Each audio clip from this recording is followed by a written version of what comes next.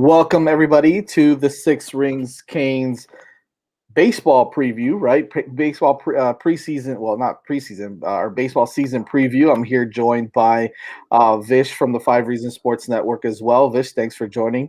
It seems like we're the only two that are big time Canes baseball fans here, man. No, it's all good though. Yeah, I feel like as the season progresses, people get more excited about it. I think Sure. it kind of sneaks up on people, and it doesn't. But definitely where I live, but across the board, doesn't feel like baseball in February. But for us, for Canes, we're good to go, man. Before we get started, definitely want to let you guys know we are an extension of the Five Rings Canes podcast as well. So you will be hearing this on the podcast. You can catch it at any podcast platform, whether it's iTunes, Spotify, Podbean, whatever it is that you do use. You will be able to listen to this in podcast form as well after the live show is over. So we do want to thank Five Reasons Canes, Alex Donald, Larry Bluestein, and everybody over there as well. And also, of course, the Five Reasons Sports Network for letting us come on and do this as well. Again, before we get going, also, please do us a favor. If you are watching on YouTube, on the YouTube channel, which is the Five Reasons Sports YouTube channel, subscribe and also click like as well. It does help us out as well with being able to get more views and provide more content for all the Canes fans and Five Reasons Sports fans out there as well. Without further ado, this is it's been a while since we see Canes baseball. Obviously, last season got cut short due to the pandemic. Miami was playing really well. Ended up being 12-4, 3-0 in the ACC after taking the only series that they did play against Pitt last year, and then right after that is when the rest of the season got canceled.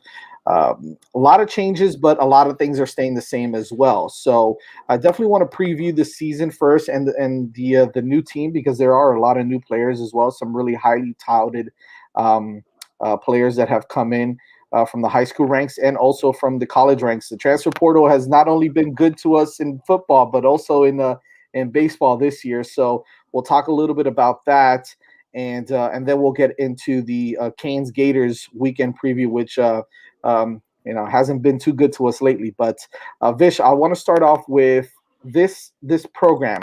Okay, comes in. Depends on what outlet you're looking at, but we'll go with ranked number 6 in the country this year. Solid team, brings back 8 of their 9 hitters, right? 8 of their 9 guys in the lineup, which is nice, but they did lose a lot of pitching, right? The whole rotation is different, and we'll get into who they are, and also a bit of a mix up there with our closer now being a starter as well. So that's something interesting that I saw. But what do you like about this team, Vish, with all these guys coming back, especially what some consider the best player in college baseball in Del Castillo? And I wanted to say his brother's name Christian, but it's Adrian Del Castillo, who is on the team as well. For some of you that are listening, but and then Alex Terral as well. So talk to me a little bit about what you like going forward with this team. Yeah, the lineup is loaded. I mean, this is as strong the lineup we've probably had in a decade, just in terms of experienced hitting. So we've seen this. This is a multi-year project. So when Gino DiMarti came in, he was kind of had to rebuild the program a little bit. Those last few years of Morris weren't good. We'll just leave it at that. And he brought in all these young kids, and they're now juniors, seniors, and we can hit the crap out of the ball. I think it's probably the best lineup in the country. So you mentioned Del Castillo, Terral. That's left-handed power, and I think, in particularly Terral has gotten so much better with consistency. His first year, he would either knock it into the parking garage or strike out, and now he's a lot more consistent. Del Castillo's he might win the Golden Spikes Award. He's complete, does everything well.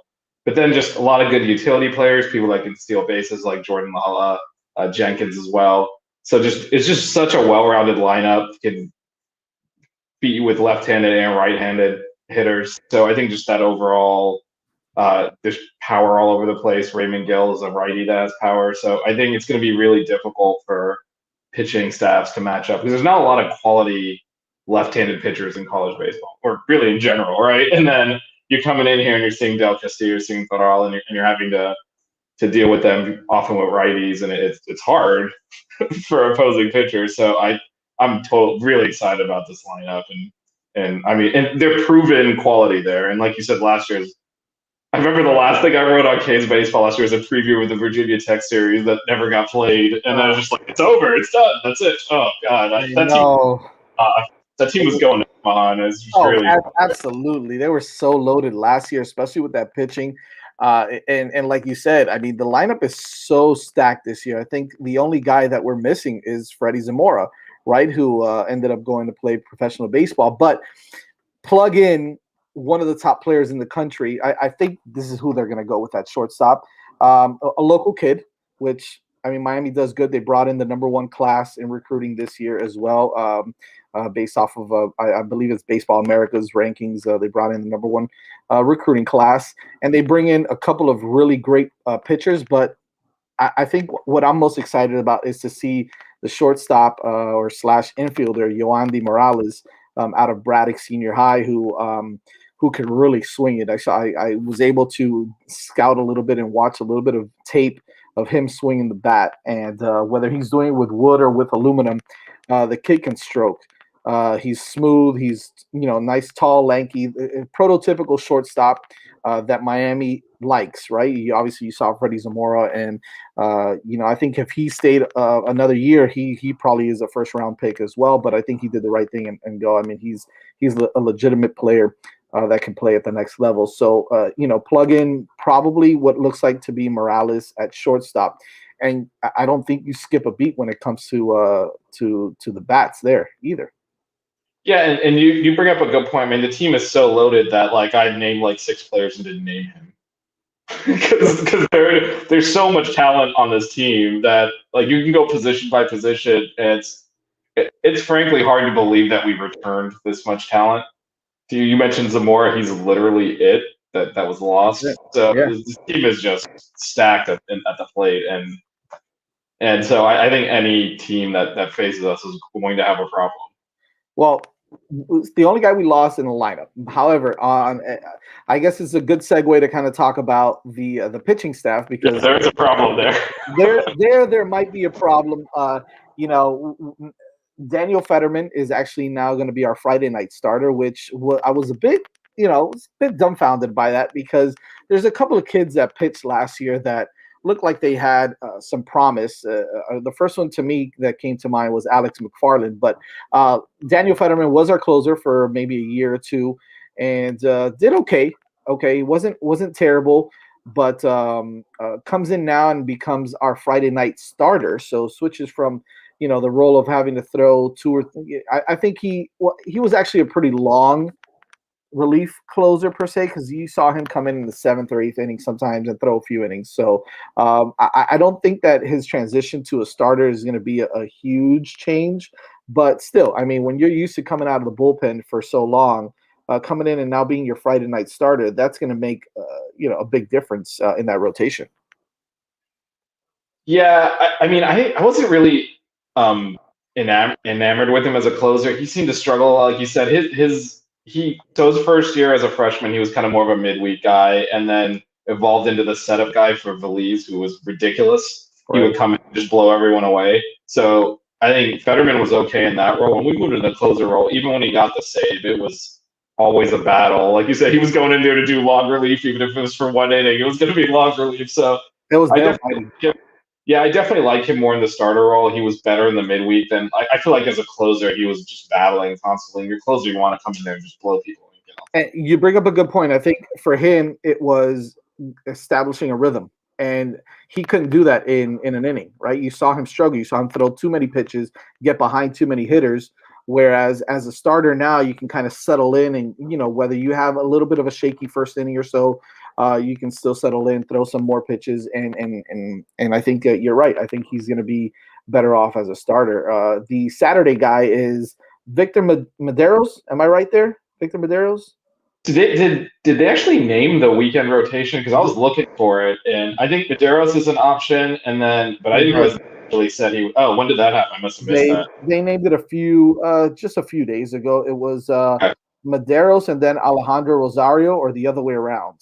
So it was 2 freshman kids, and Medeiros is actually, one of the top prospects in Perfect Game of Baseball America this year, who comes in for the Canes. But I'm trying to find it here, and I can't find it now. But it was, I think it's Medeiros and Rosario, or vice versa. So it's Okay, that makes sense though, because that's who I figured we'd go with. Like those are, like you said, two freshmen. They both throw mid 90s.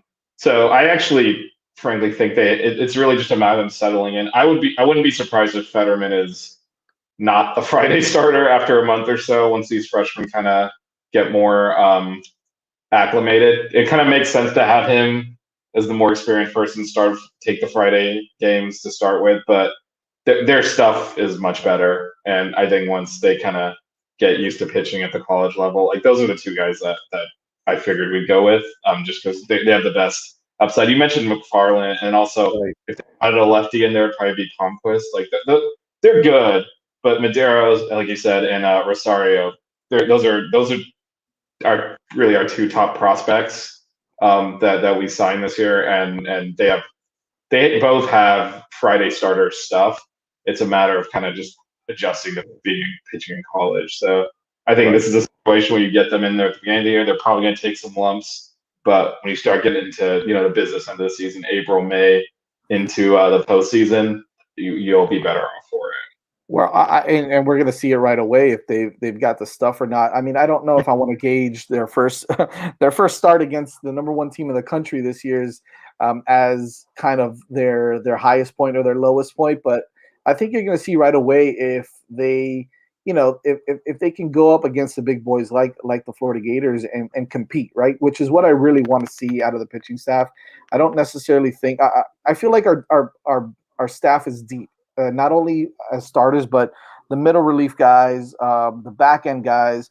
We've got a lot of pitchers that I think that is going to allow us to, be successful on the mound. I don't know if I'm going to expect too much right away, like you said, Vish, from the staff, especially that they're so young. I was looking forward to seeing McFarland throw a little bit more, which we probably will see during the season. Maybe him come in and maybe be that midweek guy and then kind of transition to a weekend guy eventually, possibly.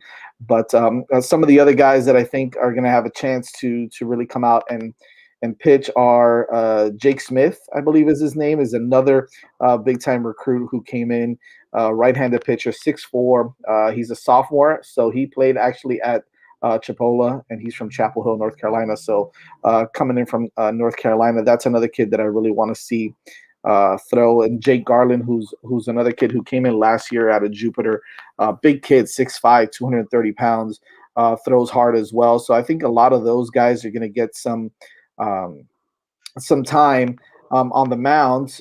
But I think the one that I'm really more excited about is a two-way player that transferred. The transfer portal is Ben Wanger, who transferred from USC, which you don't see very often, a kid from USC transfer all the way down here. So I don't know if you have a little bit of insight on him, but he's also a kid that can swing the stick, right?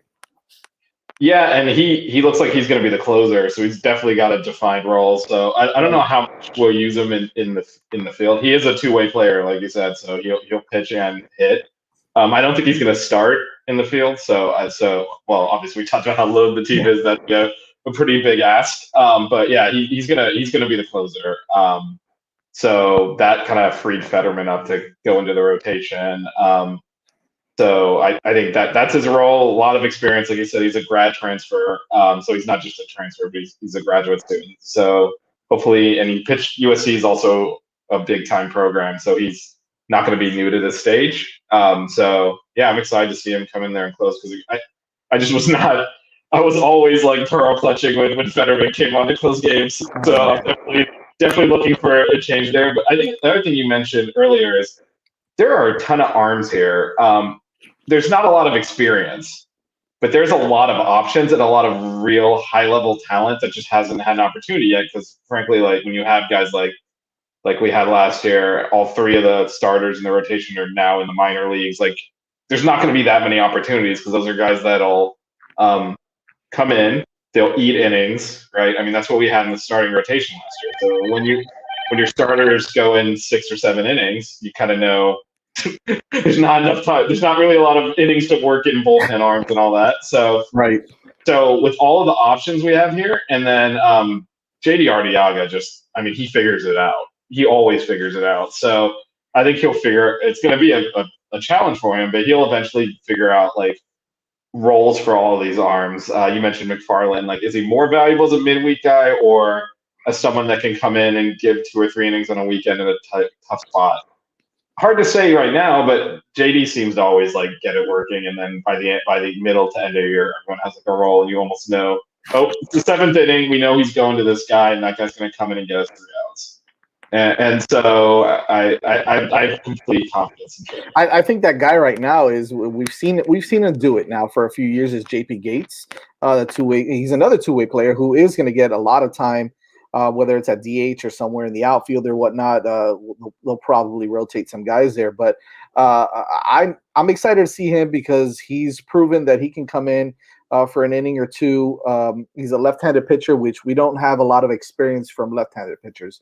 Maybe JP Gates and a couple of other guys that threw a little like Palmquist last year, but. JP Gates is a guy that I can see coming in the 7th and the 6th or 7th, and that's why I don't think there's going to be so much pressure. And I think you mentioned this earlier on the starters right away to throw so many innings because of the depth. So I think that's going to be important, especially in the beginning of the seasons for JD Arteaga to kind of figure out who are his guys going to be, because we all know that not only Wanger as a closer, but I don't know how hard he throws. I'm going to be honest with you. I don't know if he's a fireballer or not, but we've seen in the past that Gino DiMare, Arteaga, those guys don't necessarily like flamethrowers or need flamethrowers at the closer position.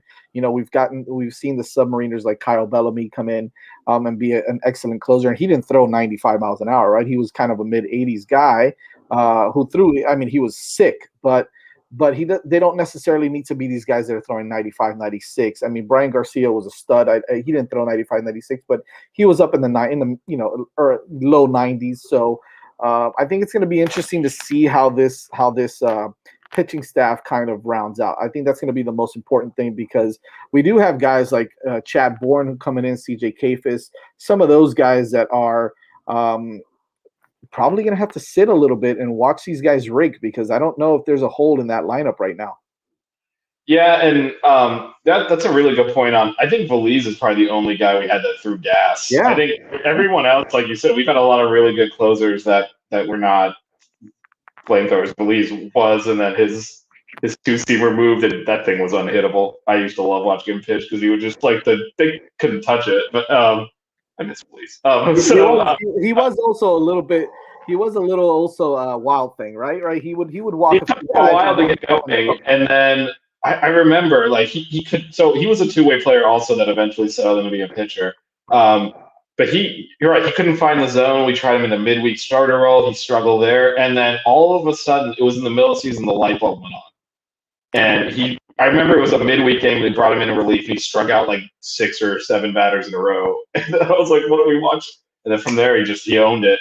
And from there, no one was really hitting him. So I did look up, is it Wanger or is it Wanger? I'm not sure, to be honest. I mean, Wanger sounds kind of better. It sounds cool. We'll go with Wanger for now until he tells us otherwise. So he did close at USC last year, 3 saves. His ERA was 0, so that's good. Okay, that's not bad. Okay. I'm on 0 earned runs, so I'm not exactly sure if he's going to come in there throwing gas or not. He was a key player in their lineup as well, but I mean, our lineup is so stacked. Like you said, there's a lot of talent that's going to sit on the bench this year. Yeah. Because who are you displacing? Exactly, and I know that COVID kind of played a big role, because a lot of guys were able to come back and not lose any eligibility either. So that's obviously played a big role. But I'm excited to see it. By the way, the game Friday night's game is on the SEC network, correct, Fish? Yeah, 3:00. So it's kind of like an early. Oh yeah, so it's a 3:00 game. It's not even a 7:00 start. So 3:00 start on the SEC network against the Gators. So let's talk a little bit about the Gators before we sign off. I'm going to be honest with you. This is what I know about them. They're number 1 in the country. They're number 1 in the country for a reason. They always have strong recruiting classes. Sully always has a hell of a team over there, strong pitching. And, and he had struggled with some guys in the lineup, but always seemed he's another one. He's kind of another one that figures it out, right? He may have some guys that start to struggle, and he figures out his lineup, figures out his rotation pretty quickly, and they've got a strong program over there. Anything you can tell me on the Florida Gators?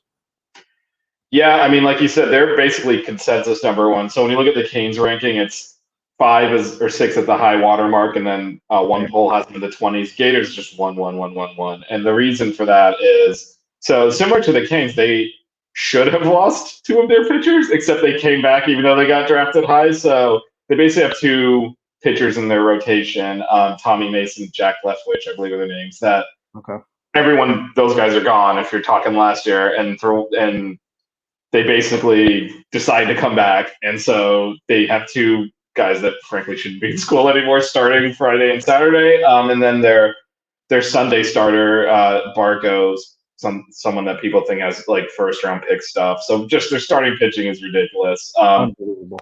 Their center fielder, Jed Fabian's one of the best players in the country, so he's one to watch out for. I do think there's a little bit for them to work out with their lineup, but I mean, Aaron Fitt, who writes for Baseball America, I don't know if you're familiar with him, said it was the best hitting lineup that O'Sullivan's ever had at Florida. So that, Wow. So this is a team that's loaded, and it's definitely going to be a challenge. But we're no paper Tigers either. So I'm not necessarily saying we're going to go in there and beat them, but they're not going to blow us off the field. So it should be a really good series. Actually, I think the Canes ranking is lower. Obviously, you have one across the board, so you're not going to get higher than that. Right. But I think the reason you're seeing this big range for Miami, probably more so than any other team in the country, is the lack of experience with the pitching, and no one really knows what to make of it. Because if you look at the talent at Miami, you're like, this is loaded, even in the pitching staff. So depending on whether you just say, let's look at the talent, it's a top 5 team. If you're saying, let's look at the experience, there's not experienced pitching, so you knock them down. So it really just depends on how quickly they mature, because we can take it to this team. Like I don't think we're going to roll over and just get blown out. Even though that's kind of been what we've been doing against Florida. But yeah, they're loaded. There's always that one game. There's always that 1 or 2 games in the series where they keep it close, right, and then they take it into extra innings, and then the Gators blow the doors off the Canes, and then the next day it's just complete dominance. So listen, we haven't had a lot of luck, right? The last 10 games were 2-8. The Gators are 8-2 against the Canes on the last 10 games, and I think the last 20 or 30, we've seen the Gators dominate this series. However, it's a new season, like you said. Both teams are absolutely loaded. We just have, I think, the biggest difference is going to be our pitching staff. I think they're just as talented. They're just younger, right? There's a lot of depth in the pitching staff, but they're just younger, so we don't know what we're going to get yet from certain guys. You kind of have an idea as to what you're going to get from Fetterman. You know what you're going to get from Gates. You saw Garland throw. He had some really good innings last year. Palmquist had some solid innings as well. But aside from that, you don't have a lot, right? McFarland had one outing that he was lights out, and then the next outing he got lit up. So I think you're going to see a lot of that also. But like you said, JD Arteaga is going to figure it out. Yeah, and it's unfortunate that we're hitting UF right off the bat. You usually get that Rutgers series up front to work some things out. So just going straight into like the Lions Den like that. This is going to be a tough series. Like they're loaded, and I think that the difference between the teams is their talent is just more experienced on the pitching mound. And when you get into like you said, these are not the records lopsided. The games haven't been. Last year, frankly, the Kings should have won that series. Blew 2 of the 3 games. Exactly. And got swept, and should have won the series. So, I mean, when you think about that, where does that really hurt? That pitching experience in tight games, it's hard to see Miami winning the series just because of that. I feel like if we hit them in April or May, it would be toe to toe. But right now, you got to think they're a little bit ahead. Yeah, I agree. And but listen, like again, it's the first game of the season. Well, first games of the season, so anything could really happen, which is a good thing about it. We still don't know what we're gonna get from either team. I think they're still gonna try to figure out things. We do know one thing: the Canes lineup is loaded, so they're gonna hit the ball. But so are the Gators, so it's gonna be fun to watch. Before we wrap it up, we are predicted to win the ACC Coastal, which is nice to see. I think we've got most of the votes there. I don't see how that could be debated, right? Yeah, I mean the only other team that was kind of close was Virginia. They're good as well. But yeah, we're favorites from the ACC. Coast, I think Louisville's favorites to win the overall ACC, right. But it's all tied at the top. There's kind of three teams that are really on that top tier. It's Louisville, Virginia, and us. And Virginia happens to be in the Coastal, so it's a little bit closer there. Then right. You get like a tier below that, where you see like the Florida States. They're not quite up there. So yeah, no, this is. Got to win the Coastal. This is not a football podcast, but hey, let's win the Coastal, right? It should be fun. It should be fun. Thank you, Vish, for coming on. We'll obviously keep you guys updated. Thank you for watching. You can subscribe to 5 Reasons YouTube channel and turn on the notifications. Click like on the show, please. You can also listen to it on podcast platforms on 5 Rings. You can follow 5 Rings Canes. Well, it's 5 Rings _ Canes. For all you podcast listeners out there as well. Stay up to date. We'll be monitoring all 3 games, and watching them as well. Maybe we'll do a little bit of a recap also. So again, thank you, Vish, for coming out. I'm Jazz Santana, the 6 Rings Canes baseball preview show, and I hope you guys all have a good night. Thanks.